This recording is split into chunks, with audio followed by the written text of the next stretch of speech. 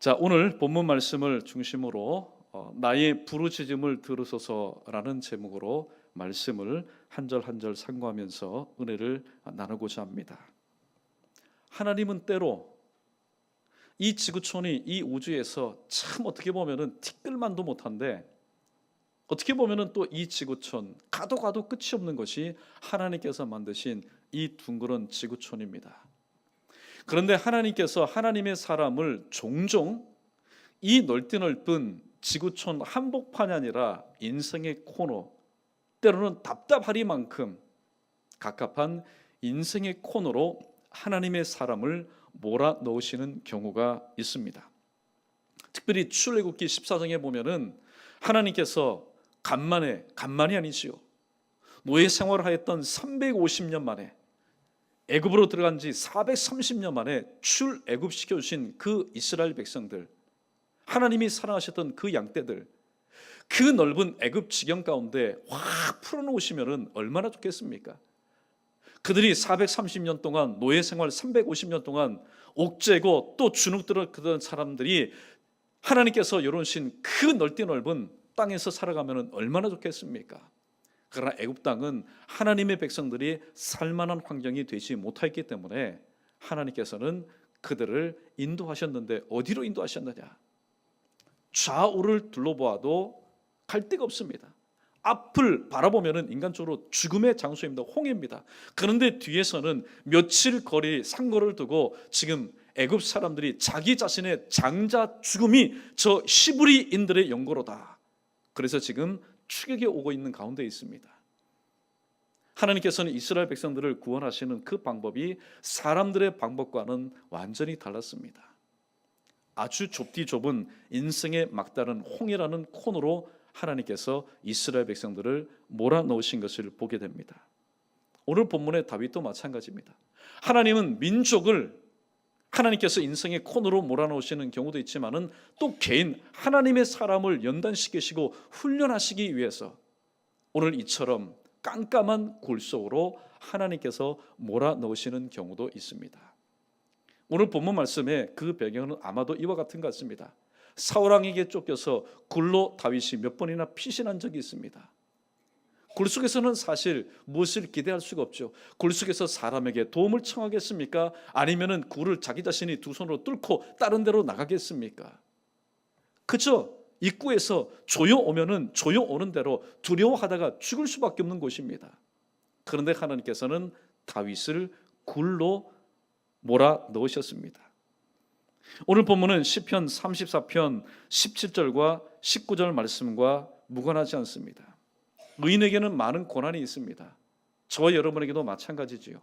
우리가 하나님의 일을 하는 빛된 사명을 감당하기 때문에 항상 세상의 어둠과 부딪힙니다. 고난이 많습니다. 어려움이 많습니다.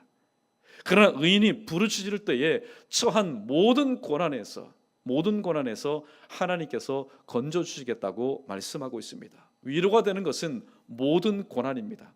하나님께 있어서 모든 고난이라는 것은 어떤 경우도 예외됨이 없이, 그렇기 때문에 우리가 하나님 앞에 기도할 수 있는 겁니다. 만약에 하나님께서 우리의 모든 삶의 분야 가운데서 단 한 분야라도 하나님이 하실 수 없는 그런 분야가 있다면 사실 우리는 하나님을 하나님이라고 부를 수가 없는 겁니다. 그러나 하나님은 모든 고난에서, 우리가 처해 있는 이 인생에 호흡이 있는 이 인생에 처한 모든 고난에서 건져주시겠다고 말씀하고 있습니다. 이 시간 이 자리에 모인 우리 모두도 예외는 아닐 겁니다. 제가 요즘 책을 한 권 읽고 있는데, 성도들의 삶이 이렇게 빡빡하겠구나, 팍팍하겠구나, 힘들겠구나. 일주일 동안, 거둬 6일 동안 삶의 현장에 나가서 살아가는데 푸른 초장 쉴 만한 물가면 얼마나 좋겠습니까? 내가 계획한 대로, 내가 추진한 대로 모든 것들이 형통하면 얼마나 좋겠습니까? 그러나 하나님의 말씀을 붙잡고 나가기 일보 직전까지는 나도 할 수 있다, 내게 능력 주시는 주님 안에서는 내가 할 수 있다라는 그런 확신을 가지고 교회 문턱을 나서서 삶의 현장으로 나가지만은 내 뜻대로 잘 되지가 않습니다. 하나님의 말씀과 정반대되는 상황이 나의 현실이 되고 나의 스토리가 되는 삶을 우리는 6일 동안 살아야만 합니다. 그것을 이겨내야만 합니다. 그것을 통과해 나가야만 합니다. 그렇기 때문에 이 세상에서 그리스도인으로 사는 것은 자타가 공인하는 것처럼 그것은 결코 쉬운 일이 아닐 것입니다. 그저 세상에도 발을 담그고 말씀에도 발을 담그는 양다리 걸치는 그런 성도들 빼고 내가 진심으로 내가 하나님 앞에 제대로 된 신앙생활을 해봐야 되겠다. 여러분, 제대로 된 신앙생활을 해야 되겠다. 그렇게 마음먹고 그런 삶을 사는데 세상이 형통하게 일이 되어지고 또 세상이 나에게 도움이 된다. 그것은 맞지가 않습니다. 내가 제대로 된 삶을 살려면은 세상은 항상 우리에게 디딤돌이 아니라 걸림돌이 되기 때문입니다. 우리 모두는 영육간의 푸른 초장 쉴 만한 물가가 아닌 환경과 상황과 조건들 속에서 힘겹게 살다가 오늘 또 그 문제를 해결하지 못하고, 해결했으면 사실 이 시간 기도 제목 가지고 같이 기도할 필요가 없습니다. 미제의 문제들이 더욱더 많습니다.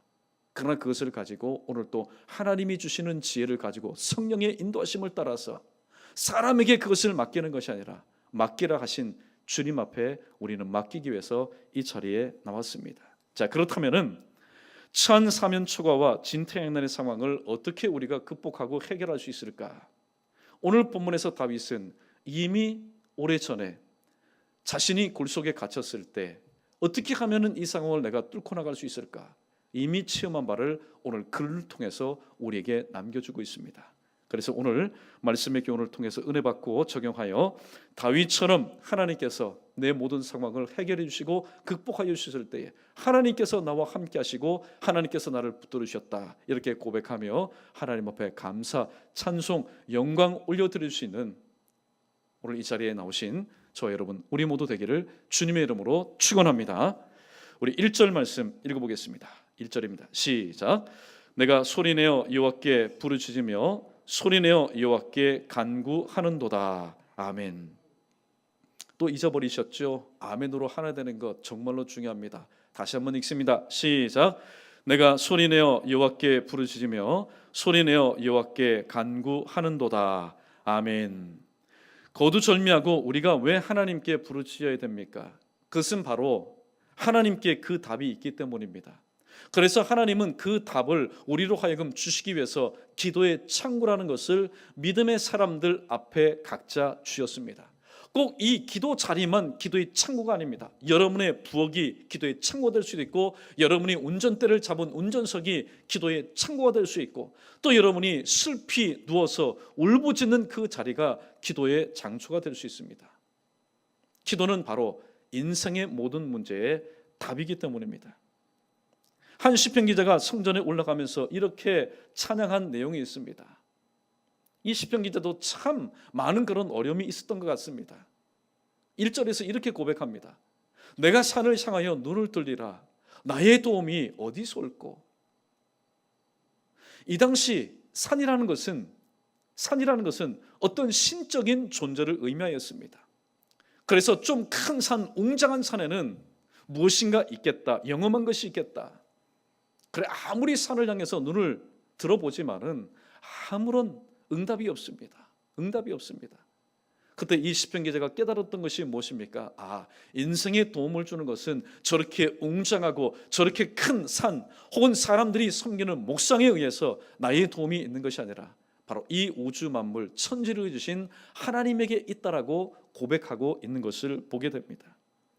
그런데 오늘 1절에서 우리가 주목해야 될 부분이 있습니다. 특별히 이 연희동의 정서에 따라서 기도할 때도 조용하게, 찬송 부를 때도 조용하게, 말씀 들을 때도 그냥 조용하게 듣는 그런 정서가 자리 잡은 우리 교회를 향해서 오늘 우리가 주목해야 될 단어가 있는데, 여러분 1절 말씀 보십시오. 빨리 보십시오. 두 가지 단어가 반복되어 있습니다. 어떤 단어입니까? 소리내어, 소리내어. 우리가 소리내어 부르짖어야 될 몇 가지 이유가 있습니다. 첫 번째, 시편 81편 10절 말씀, 우리 자막 크게 읽어보겠습니다. 시작. 나는 너를 애굽 땅에서 인도하여 낸 여호와 내 하나님이니 내 입을 크게 열라 내가 채우리라. 아멘. 내 입을 크게 열라. 기도하는 사람이 부르짖을 때 그냥 입만 이렇게 했습니까? 소리를 내는 겁니다.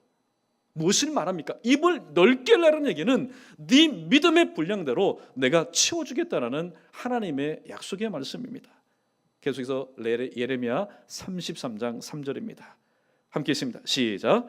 너는 내게 부르짖으라. 내가 내게 응답하겠고 내가 알지 못하는 크고 은밀한 일을 내게 보이리라. 아멘. 하나님은 우리의 신호사, 우리의 장래를 하나님께서는 막아놓으셨습니다. 나의 미래에 대해서 아는 것이 복되다고 생각하는데 성경은 no, 아니라고 얘기합니다. 너의 미래에 대해서 모르는 것이 오히려 복이다. 그래야만이 알지 못하는 가운데 하루하루의 삶을 인도하시는 하나님께 구하면서 살아갈 수 있기 때문입니다. 그런데 예레미야 33장 3절 말씀을 보니까 예외적으로 내게 부르짖어라. 그러면 내가 내게 응답하겠고 네가 알지 못하는, 언제 알지 못하는, 지금 알지 못하는 너의 신호사, 너의 새로운 미래에 대해서 내가 보여주실 것이라고 말씀하고 있기 때문입니다. 여러분 정말로 궁금하시면 하나님 앞에 이렇게 한번 부르짖어 보십시오. 정말로 말씀대로 한번 순종해 보십시오. 또 세 번째입니다. 로마서 10장 10절 말씀입니다. 읽습니다. 시작. 사람이 마음으로 믿어 의에 이르고 입으로 시인하여 구원에 이르느니라. 아멘. 마가복음 9장 24절에 보면은 이런 장면이 나옵니다. 벙어리 귀신 들린 아이를 데리고 있는 한 안타까운 아버지가 등장하지요. 제자에게 맡겼지만은 오히려 실갱이가 벌어집니다. 그러다가 예수님께서 내려오셨을 때 예수님에게 자기 자신의 아들을 데려갑니다. 그리고 예수님 좀 고쳐주십시오. 할 수만 있거든. 할 수만 있거든. 전능하신 예수님 앞에 오늘 피조물인 이 아버지가 할 수만 있거든. 물음표를 가지고 나갔습니다. 그때 예수님께서 무슨 말씀합니까? 할 수 있거든이 무슨 말이냐? 믿는 자에게는 능치 못할 일이 없다라고 말씀하시자마자 이 아버지가 어떻게 고백한지 아십니까? 마가복음 9장 24절 자막 크게 읽어보겠습니다. 시작. 곧 그의 아이의 아버지가 소리를 질러 이르되 내가 믿나이다. 나의 믿음 없는 것을 도와주소서 하더라. 아멘. 내가 믿나이다. 사람이 여러분 입으로 시인하자면서 도대체 무슨 말을 하는지 모릅니다. 입을 넓게 열었습니다. 그리고 부르짖었습니다. 주님께서 지금 원하시는 것은 나의 믿음을 원하시는구나. 내가 믿나이다. 나의 믿음 없음을 도와주십시오. 주님께서는 그 아버지의 믿음 없음을 확인하시고 그 아이의 사람의 손대지 못하는 부분을 치료하여 주셨다고 말씀합니다. 저는 오늘 이 부분 소리 내어라는 이 부분을 통해서 우리 연희교회가 좀 이렇게 변화되었으면 좋겠습니다. 여름에 보면은 비가 오지요. 비가 오는데 옛날에 모습이 어땠습니까? 양반은 그 양반이라는 그 이름 때문에 비가 와도 어떻게 됩니까? 세상에 이런 양반이 있습니까? 사람들은 비가 오면은 손발을 걷어붙이고 후다닥 후다닥 어디요? 처마 밑으로 뛰어들어갑니다. 왜냐하면 비를 좀 적게 맞도록. 그런데 양반이라는 그 이름 때문에, 고상한 이름 때문에 비가 주룩주룩 와도 어떻게 에헴. 여러분 이 모습이 어떻게 보면은 오늘 우리 교회의 모습, 이 지상교회 그냥 정적인 그런 교회의 모습 아니겠습니까? 하나님은요 반응하는 그런 성도를 참 좋아하시는 것 같습니다. 사람도 그렇지 않습니까? 무엇인가를 얘기했을 때에 그렇습니까? 반응하는 사람을 좋지 반응하지 않은 사람 사실 재미가 없습니다. 이를 통해서 볼 때 하나님도 마찬가지입니다. 하나님께서 어떤 말씀을 주실 때 또 말씀이 아니라 기도할 때도 마찬가지입니다. 또 찬양할 때도 마찬가지입니다. 하나님께서는 말씀의 그 글귀를 통해서 때로는 찬송의 그 글귀를 통해서 때로는 성도들이 올려드리는 그 기도의 내용을 통해서 내 마음을 하나님께서 터치하실 때가 있습니다. 터치하실 때 만져주실 때에 오늘 하나님께서 주신 입을 가지고 우리가 못하겠습니까? 오늘 아멘하여 하나님께 영광을 돌리는 교회가 되자 그렇게 얘기했는데 우리 연희교회 살아가는 여러분 양반 그것도 옛날 양반이죠. 근데 가만히 보니까 양반이 좋은 게 아닙니다. 이 시대 얼마나 바쁩니까? 또 얼마나 많은 큰일이 일어납니까? 양반처럼 느릿하게 이 모든 것을 대처하다가는 이미 다 시대가 지나고 사건이 지나고 모든 것이 다 지난 다음에 나는 양반이네 무슨 소용이 있겠습니까? 아무쪼록 하나님께서 하신 그 은혜를 받음에 있어서는 그냥 느릿 터져버린 양반과 같이 그렇게 반응 보이는 저와 여러분 되지 마시고, 여러분 평민이면 어떻습니까? 어린아이면 어떻습니까? 하나님께서 내게 주신 그런 은혜에 대해서 즉각적으로 또 기뻐하면서 하나님 앞에 감사하면서 하나님께서 정말로 원하시는 그런 영적인 반응을 보일 수 있는 저 여러분 우리 모두 되기를 주님의 이름으로 축원합니다. 2절과 3절 계속해서 읽어보겠습니다. 시작. 내가 내 원통함을 그의 앞에 토로하며 내 우환을 그의 앞에 진술하는도다. 내 영이 내 속에서 상할 때에도 주께서 내 길을 아셨나이다. 내가 가는 길에 그들이 나를 잡으려고 올무를 숨겼나이다. 아멘. 우리 크게 한번 따라해 보겠습니다. 사람에게 기대를 걸지 말고 하나님께 기도하자. 사람에게 기대를 걸지 말고 하나님께 기도하자. 인생을 의지하는 것은 무엇과 같으냐? 오늘 욥은 이렇게 말합니다. 인생을 의지하는 것은 거미줄을 붙잡는 것과 마찬가지다. 사람이 오죽 답답하고 오죽 급했으면 거미줄을 붙잡겠습니까? 그러나 현실은 여러분 냉혹합니다. 내가 저 거미줄 줄이니까 내가 잡으면 나에게 무슨 도움이 되겠지. 그러나 실질적으로 여러분 거미줄을 한번 잡아보십시오. 잡으면 아무런 소용이 없습니다. 오히려 잡지 않을 때 줄의 모양이 있는 것이지 잡으면 아무런 유익이 되지 않습니다. 그러므로 기대가 크면 클수록 실망도 큰 법입니다. 그러나 기도하면 할수록 변화됨을 우리는 체험하게 되는데, 절망이 변하여 소망이 되고, 또 내가 이전에는 기도하기 전에는 내가 모든 것을 할 수 있다, 자만심, 모든 것 자만심으로 가득 찼는데 기도하면 할수록 내가 느끼는 게 뭡니까? 나는 할 수 있는 것이 기도밖에 없구나. 기도밖에 없구나. 오히려 자신 없음을 우리는 체험하게 됩니다. 그 다음에 기도하다 보면은 불가능한 것이 가능하게 되고, 기도하기 이전에는 하나님 없이도 내가 살 수 있다. 그러나 기도하면 할수록 하나님 없이는 내가 살 수 없구나. 정말로 깊이 은혜에 들어간 사람은 하나님 없이는 단 한순간도 단 한 시간도 살 수 없다라는 사실을 느끼게 됩니다. 이게 바로 변화 아니겠습니까? 그런데 기도할 때 주의해야 될 점이 있습니다. 그것은 바로 간절하게 진실하게 기도하는 겁니다. 다윗은 진실하게 하나님께 기도하는 자의 유익에 대해서 이렇게 말한 적이 있습니다. 시편 145편 8절 말씀 우리 함께 읽어보겠습니다. 시작. 여호와께서는 자기에게 간구하는 모든 자, 곧 진실하게 간구하는 모든 자에게 가까이 하시는 도다. 아멘. 하나님은 무조건 우리가 마태복음 7장 7절 말씀 꼭 붙잡고 구하고 찾고 두드리는 자에게 하나님은 응답해 주신다. 여러분 그거 아닙니다. 말씀을 붙잡은 것 참 잘하셨습니다. 말씀 없이 기도하는 것보다는 말씀 붙잡고 기도하는 것이 더 확실하기 때문에, 그러나 진실하게 간절하게 하나님 앞에 간구해야 됩니다. 두 번째는 쉬지 말고 기도하는 것입니다.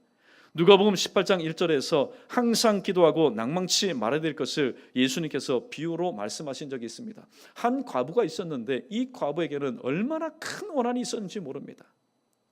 그래서 오늘 자주 가서 내 원한에 대한 나의 원한을 풀어주십시오. 내 원수에 대한 나의 이 원한을 풀어주십시오 라고 불의한 재판관을 날마다 찾아갑니다. 이 불의한 재판관이 한두 번도 아닙니다. 그래서 이렇게 생각합니다. 늘 와서 나를 괴롭게 할 것이다.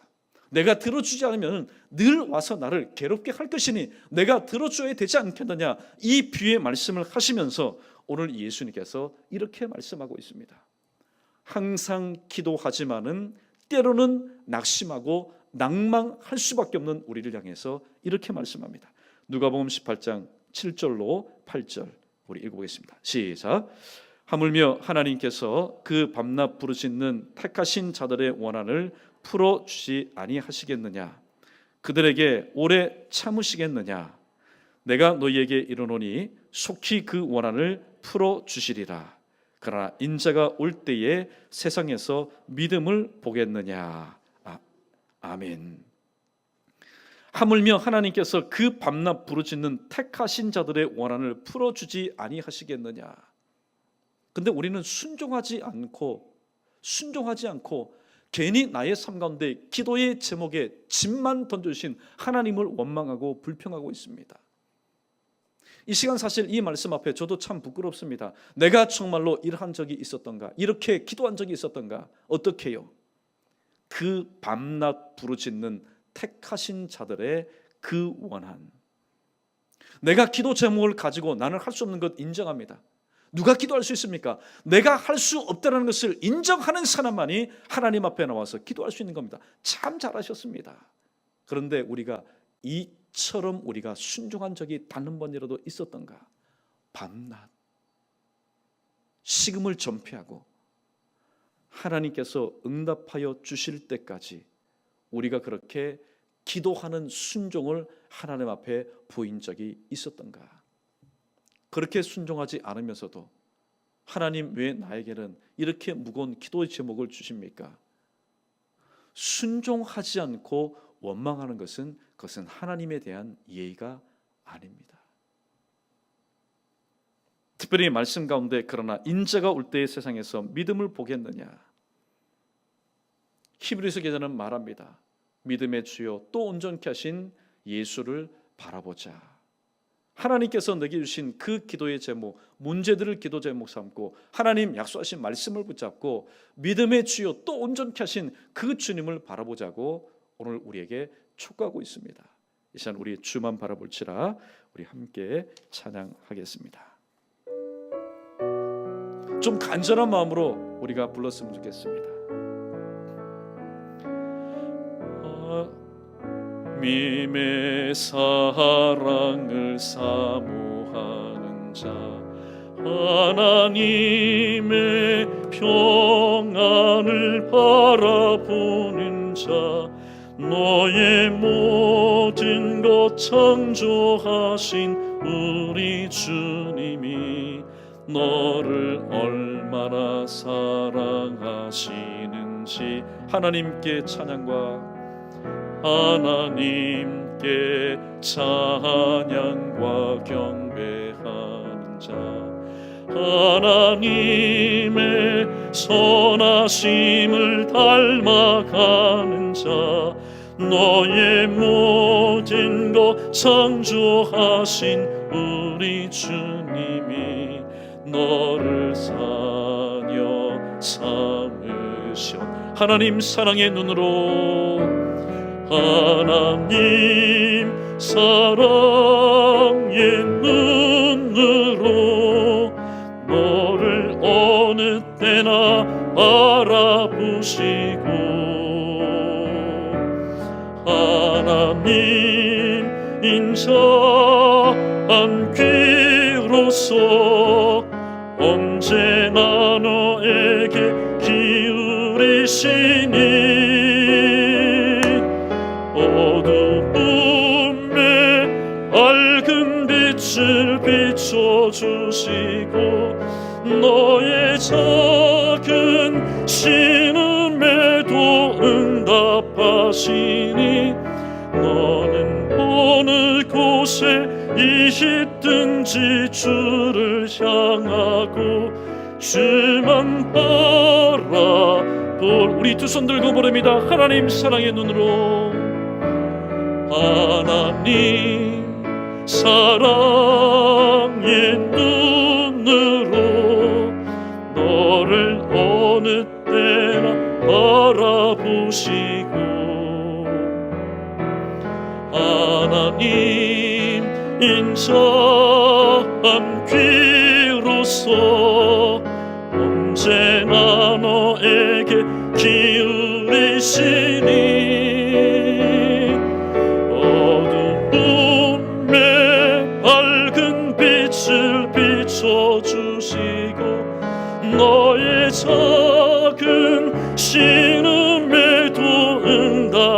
하시니 너는 어느 곳에 있든지 주를 향하고 주만 바라볼지라.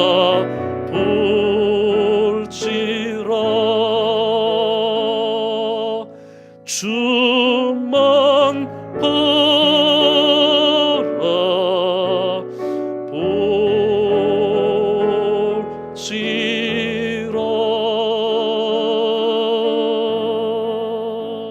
할렐루야.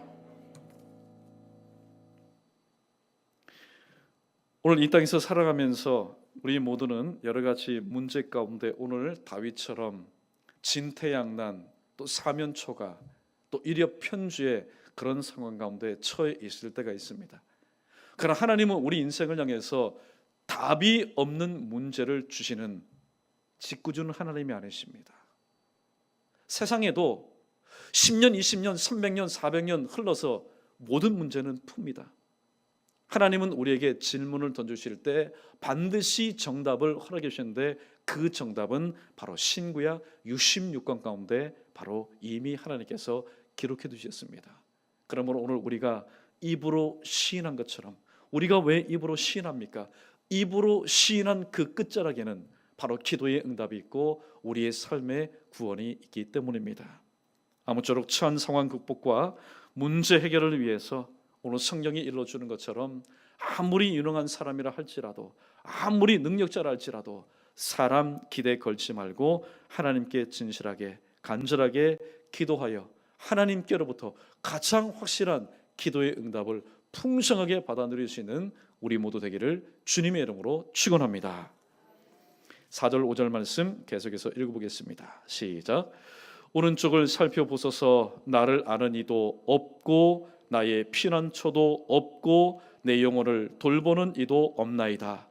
여호와여, 내가 주께 부르짖어 말하기를 주는 나의 피난처시요 살아있는 사람들의 땅에서 나의 분기시라 하였나이다. 아멘.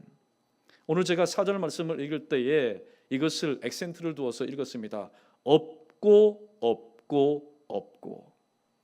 지금 굴에 갇혀있는 이 다윗에게 있고 있어도 부족한데 오늘 여기 본문에 보니까 없다라고 얘기합니다. 온통 없습니다. 앞을 바라봐도 없습니다. 누가 없습니까? 나를 아는 자, 나를 빼려줄 자, 또 나의 피난처가 되는 그런 환경도 없습니다. 내 영혼을 돌아보는 이도 없습니다. 말 그대로 절망적인 상황입니다. 요즘 보니까 TV에 여행 프로가 참 많습니다. 근데 처음 프로는 정말로 신기합니다. 그런데 두 번, 세 번 보니까 좀 연출된 면이 없지 않아 있는 것을 보게 됩니다. 외국말을 하나도 하지 못하는 사람인데 외국에 갔습니다. 외국에 갔는데 야, 이게 웬 참 큰 수지입니까? 한국말하는 사람을 만난 겁니다. 낯설고 물설고 한국말이 통하지 않는 그 외지에서 한국말을 할 수 있는 교민을 만난다는 것 얼마나 여러분 큰 힘이 되는지 모릅니다. 그 사람이 돈이 있어서, 그 사람이 어떤 그 땅 가운데서 능력이 있어서가 아닙니다. 그저 나와 대화가 통하는 사람만 만나도 그렇게 힘이 된다거든. 그런데 오늘 다윗은 그런 사람을 만나지 못하였습니다. 내 주변에 돌 인생이 없습니다. 사랑하는 성도 여러분, 오늘 주시는 이 말씀 여러분 다 기억하기를 원하지만은 이 말씀만큼은 여러분이 꼭 새기시기 바랍니다. 제가 한번 읽어드립니다. 내 주변에 나를 도울 인생이 없는 것이 유익되면 오직 하나님만을 바라볼 수 있기 때문입니다. 때로는 우리는 이렇게 한탄합니다. 불평합니다.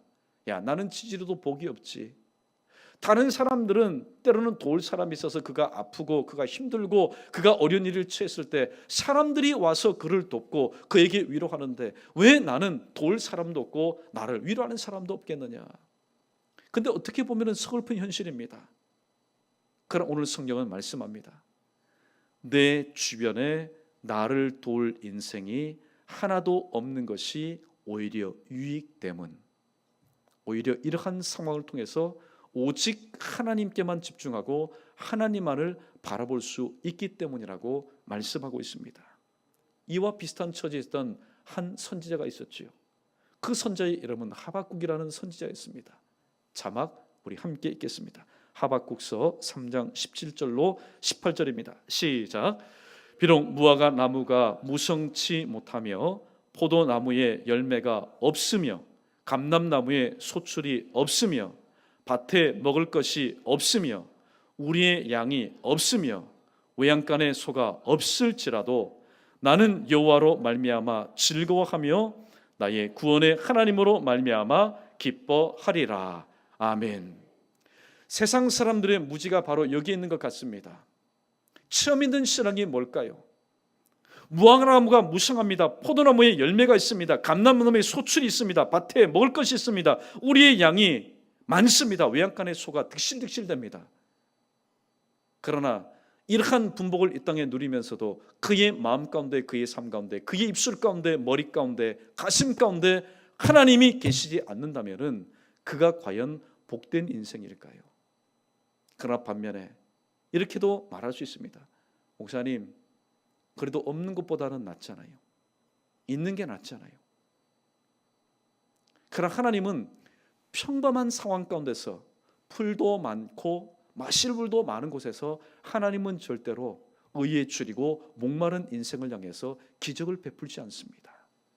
왜냐하면 풀이 많고 마실 물도 많은데 무엇이 부족해서 우리가 하나님 앞에 나와서 밤낮 부르시겠습니까? 하나님은 광야에서 저 굴 속에서 인생의 낭떠러지에서 홍해 끝자락에서 오직 하나님을 바라보는 믿음으로 바라보는 인생을 향해서 하나님은 역사하십니다. 사랑하는 성도 여러분, 오늘도 없다 할지라도 하나님만이 계심을 인해서 하박국 선지자가 기뻐하고 즐거워했습니다. 참 잘한 일입니다. 왜냐하면 하나님은 어떤 분이십니까? 우리가 그냥 추상적으로 생각하는 하나님은 우리를 구원하시는 하나님, 하나님은 좋으신 하나님, 우리의 기도를 들으시는 하나님, 하나님은 사랑의 하나님. 하나님은요, 우리가 입술로 고백하는 이 수준을 뛰어넘어서 이미 이 말씀이 존재하기 이전부터 계신 바로 무에서 유를 창조하시는 크레아치오 엑스 니힐로, 무에서 유를 당신의 선하신 뜻대로 언제든지 만드시고 세우시고 또 폐하시고 살리기도 하시고 죽이기도 하시는 분이 바로 하나님이시기 때문에 하나님은 어쩌면 우리 인생을 향해서 이렇게 시험하실 때가 분명히 있을 겁니다. 무화과나무, 포도나무, 감람나무, 밭에 있는 먹을 것, 우리에 있는 양, 외양간에 있는 소, 우리 일상생활 가운데 믿는 사람이든 믿지 않는 사람이든 누구든지 누리며 살아야 될 가장 기본적인 겁니다. 좋은 것 아닙니다. 귀한 것 아닙니다. 가장 기본적인 겁니다. 그럼에도 불구하고 하나님께서 어느 순간 우리의 삶 가운데 있어야 될 가장 기본적인 것까지도 하나님께서 take out, 하나님께서 취하여 가실 때가 있습니다. 여러분, 하나님께서 우리를 미워하시기 때문에 고생하도록 하심이 아닙니다. 예레미야 애가 3장 33절에 하나님께서 인생으로 하여금 근심하며 고생하게 하심이 본심이 아니로다. 그러면 분명히 그러한 고난 가운데는 뜻이 있습니다. 아하, 한번 따라해보겠습니다. 이것은 하나님의 시험이구나, 하나님의 테스트구나.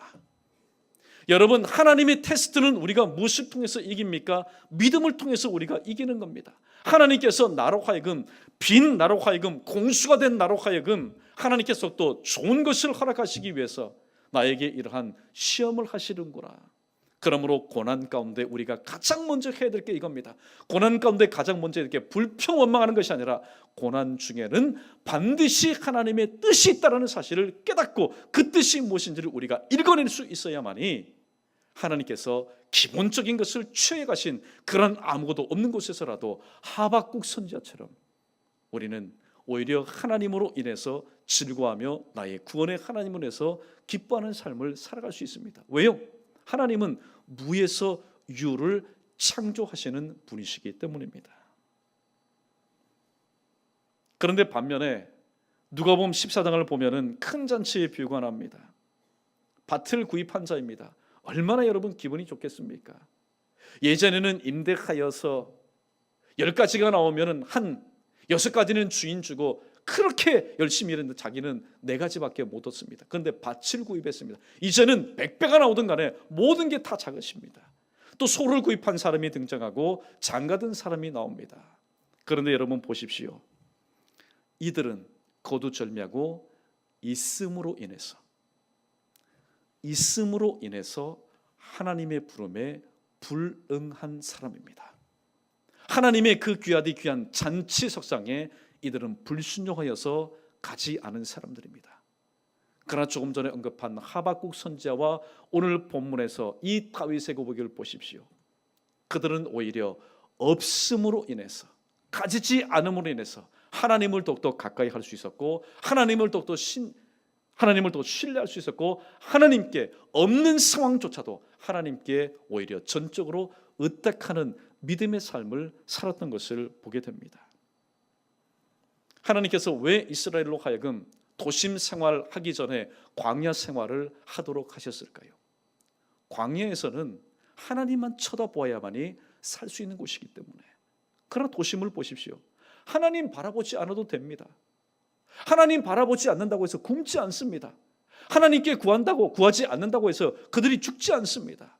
얼마든지 도심 생활에서는 내 발품을 팔아서 살 수 있는 곳입니다. 하나님 의지하지 않아도 됩니다. 그럼 광야 생활은 내 발품 팔면은 발품 팔수록 내 발만 아픕니다. 오직 하나님만을 바라보아야만이 살 수 있는 곳이었기 때문에 하나님께서는 그러한 훈련과 연단을 통해서 하나님 약속하신 가나안 땅으로 이스라엘 백성들을 보내셨던 것입니다. 사랑하는 성도 여러분, 오늘도 저와 여러분의 고백이 되기를 바랍니다. 우리 무화과나무 잎이 마르고 포도 열매가 없으며 우리의 입술의 고백으로 함께 우리 빠른 템포로 우리 박수 치면서 함께 불러보겠습니다.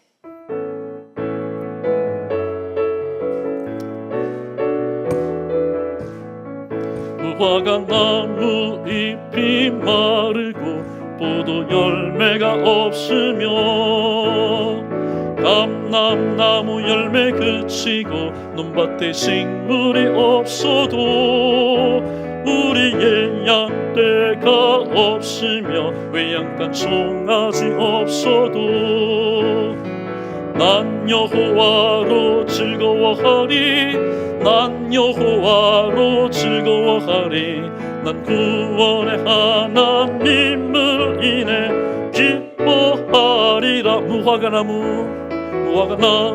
잎이 마르고 포도 열매가 없으며 감람나무 열매 그치고 논밭에 식물이 없어도 우리의 양떼가 없으며 외양간 송아지 없어도 난 여호와로 즐거워하리 난 여호와로 즐거워하리 난 구원의 하나님을 인해 기뻐하리라. 난 여호와로 즐거워하리 난 여호와로 즐거워하리 난 구원의 하나님을 인해 기뻐하리라.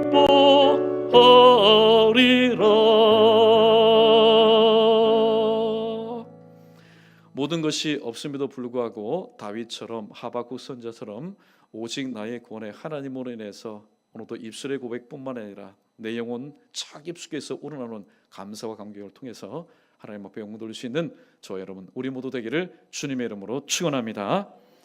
우리 마지막으로 우리 6절 7절 말씀 읽어보겠습니다. 시작. 나의 부르심을 들으소서. 나는 심히 비천하니이다. 나를 핍박하는 자들에게서 나를 건지소서. 그들은 나보다 강하니이다.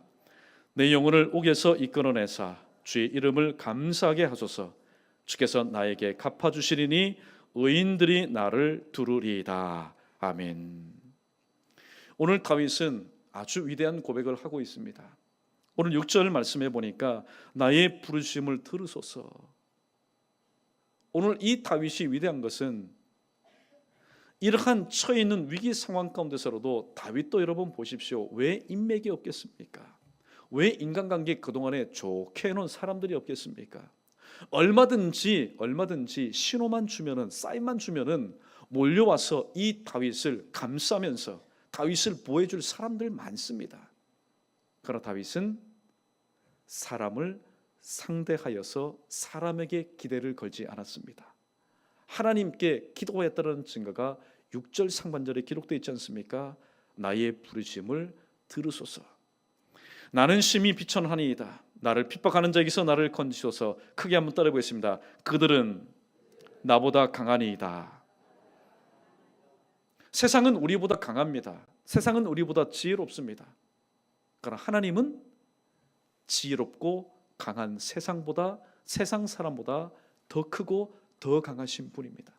만약에 하나님이 세상 사람과 세상과 동급이라면 우리는 하나님께 부르짖을 필요가 없습니다. 그러나 우리는 인정해야 됩니다. 그들은 우리보다 강합니다.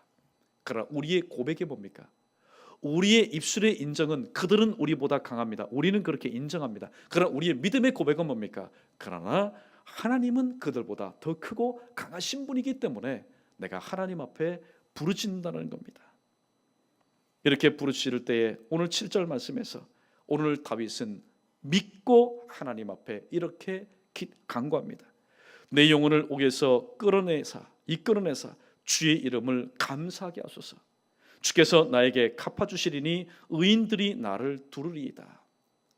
옥과 같은 이 굴에서 하나님께서 벗어나게 하여 주셨을 때 그동안에 하나님께서 예비하신 또 의인들로 통하여서 이 다윗과 함께 모든 것이 합력하여 하나님의 뜻을 반드시 이루어내게 할 것이라는 그런 확신과 그런 믿음이 있었기에 오늘 다윗은 굴 속에서라도 이 모든 것을 변화시키고 회복시켜 주실 하나님을 바라보면서 이렇게 미리 앞당겨서 감사하고 미리 신앙의 고백을 하였던 것입니다. 사랑하는 성도 여러분, 오늘도 있기 때문에 있음으로 인해서 하나님 앞에 또 범죄하며 하나님을 멀리하고 하나님 말씀 가운데 불순종하는 저 여러분 되지 마시고 오늘 본문에 처해 있는 이 다윗 얼마나 불쌍합니까? 얼마나 여러분 안쓰럽습니까? 그러나 다윗이라고만 생각하지 마시고 이 다윗이 곧 오늘날 나일 수도 있다. 아무리 둘러봐도 나를 도와줄 사람 없고 또 나에게 피난처 되는 사람 없고 모든 것이 없고 없다 할지라도 믿음 없는 사람처럼 없는 것으로 인해서 불평 원망하는 저와 여러분 되지 마시고 오히려 없음으로 인해서 하나님께서 나의 모든 기본 생활을 테이크 아웃 해가심으로 인해서 하나님께서 그 빈자리에 더욱더 좋은 것으로 채워주실 것을 미리 믿고 감사하며 또 다윗처럼 하나님 앞에 굴 속에서라도 하나님을 절대로 잊지 말고 하나님 앞에 간구하여 하나님의 귀한 기도의 응답을 받아 누릴 수 있는 저 여러분 우리 모두 되기를 주님의 이름으로 축원합니다.